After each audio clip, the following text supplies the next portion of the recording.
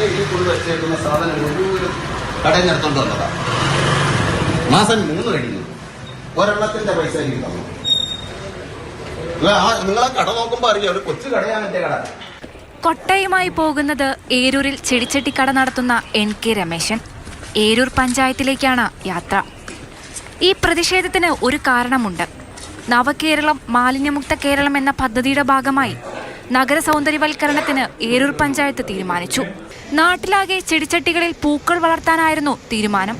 രമേശിന്റെ കടയിൽ നിന്ന് 45,000 രൂപയ്ക്ക് ചെടിച്ചട്ടികൾ വാങ്ങാൻ കരാറുണ്ടാക്കി. ചെടിച്ചട്ടികൾ വിവിധ സ്ഥലങ്ങളിൽ സ്ഥാപിച്ച് മാസങ്ങൾ കഴിഞ്ഞു. ചെടിച്ചട്ടിയുടെ പണത്തിനായി പലതവണ രമേശൻ പഞ്ചായത്തിൽ കയറിയിറങ്ങി. പ്രയോജനമുണ്ടായില്ല. ഇതോടെയാണ് പ്രതിഷേധവുമായി രംഗത്തെത്തിയത്. പ്രതിഷേധത്തിന് പിന്നാലെ നടുറോഡിൽ വെച്ച് പഞ്ചായത്ത് പ്രസിഡന്റും രമേശനും തമ്മിൽ വാക്പോരുണ്ടായി.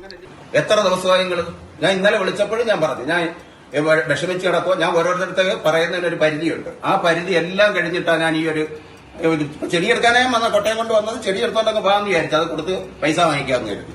അതുകൊണ്ടാണ് ഞാൻ ഇങ്ങനെ ഒരു പരിപാടി ചെയ്യേണ്ടി വന്നത്. പഞ്ചായത്തിൽ നിന്ന് ചെക്ക് സഹകരണ ബാങ്കിലേക്ക് അയച്ചെന്നാണ് അധികൃതർ പറഞ്ഞത്.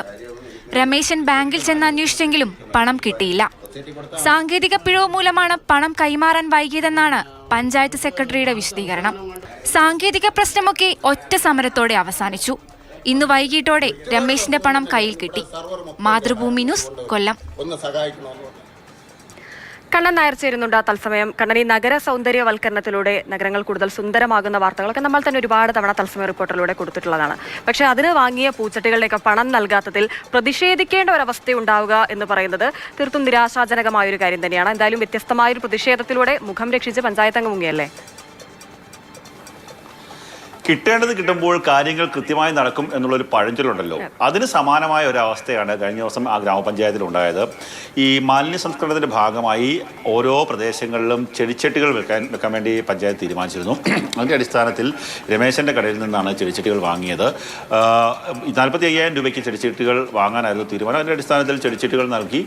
എന്നാൽ പണം പിന്നീട് നൽകാമെന്നുള്ള ഒരു ഉറപ്പാണ് പഞ്ചായത്തിന്റെ ഭാഗത്തു നിന്ന് ലഭിച്ചത്.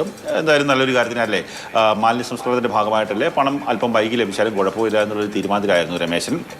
അദ്ദേഹം കരുതിയത് ഈ മാർച്ച് മാസം സാമ്പത്തിക വർഷം അവസാനിക്കുകയാണ്, ആ സമയത്തെങ്കിലും തനിക്ക് പൈസ കിട്ടുമെന്നുള്ള പ്രതീക്ഷ ഉണ്ടായിരുന്നു. പക്ഷേ മാർച്ച് കഴിഞ്ഞു, ഏപ്രിൽ കഴിഞ്ഞു, മെയ് മാസമായിട്ട് പോലും പൈസ കിട്ടിയിട്ടില്ല. പല കുറി പഞ്ചായത്തിൽ കയറിയിറങ്ങുന്നു, ഒരു മറുപടിയും പഞ്ചായത്തിൻ്റെ ഭാഗത്തു നിന്ന് കൃത്യമായി ഉണ്ടാകുന്നില്ല. സെക്രട്ടറി പറയും, ഞങ്ങൾ നേരെ ചെക്ക് അവിടേക്ക് കൊടുത്തിട്ടുണ്ട്, ആ ചെക്ക് ബാങ്കിലെത്തിയിട്ടുണ്ട്, നിങ്ങൾ ബാങ്കിൽ പോയി ചോദിക്കുമെന്ന് പറയും. ബാങ്കിൽ പോയി ചോദിക്കുമ്പോൾ ബാങ്കിലെ ഭരണ സമിതി അല്ലെങ്കിൽ ബാങ്കിലെ ജീവനക്കാരെ കൈമലർത്തുകയാണ്. ഒരു സഹകരണ ബാങ്കാണ് അത്. പഞ്ചായത്തിൻ്റെ അപ്പുറവും ഇപ്പുറമായിട്ടാണ് ഈ 2 കെട്ടിടങ്ങളും ഉള്ളത്. ആ റോഡിൻ്റെ ഇരുവശങ്ങളിലുമായിട്ടാണ് പഞ്ചായത്തും ബാങ്കും ഒക്കെ തന്നെ ഉള്ളത്. അദ്ദേഹം നടന്ന് അദ്ദേഹത്തിൻ്റെ ചെരുപ്പ് തേഞ്ഞു എന്നുള്ളതാണ് വസ്തുത. ഒരു ഗതിയുമില്ലാതൊരു സാഹചര്യത്തിലാണ് അവസാന കൈ, അറ്റകൈ പ്രയോഗം എന്ന് പറയില്ലേ, അതിൻ്റെ ഒരു പ്രയോഗമാണ് അദ്ദേഹം നടത്തിയത്. കാര്യം അവിടെ ഒരു കൊട്ടയമായി എത്തി പഞ്ചായത്ത് സെക്രട്ടറിയുടെ ഓഫീസിലേക്ക് എത്തി. അവിടെ കൊട്ടയൊക്കെ വെച്ച് പ്രതിഷേധിക്കുന്നത്, അതായത് ഒരു തനിക്ക് കിട്ടാനുള്ള പൈസ കിട്ടാൻ വേണ്ടി ഒരു യാചിക്കുന്ന അവസ്ഥയിലേക്ക് കാര്യങ്ങൾ പോവുകയാണ്. വലിയ രോഷത്തോടുകൂടി അദ്ദേഹം സംസാരിക്കുകയും ചെയ്യുന്നുണ്ട്. കാര്യം ശരിയാണ്, തീർച്ചയായും രോഷം സ്വാഭാവികമാണ്. ഓരോ മനുഷ്യന്റെ അധ്വാനത്തിനും വിലയുണ്ട്. അതിന് വില നൽകാതിരിക്കുക എന്ന് പറയുന്നത് തീർത്തും നിരാശാജനകമായ ഒരു കാര്യം തന്നെയാണ്. അപ്പം എന്തായാലും പഞ്ചായത്തിന്റെ ഭാഗത്തുനിന്നുണ്ടായിരുന്ന നടപടി പ്രതിഷേധാർഹം തന്നെയാണ്.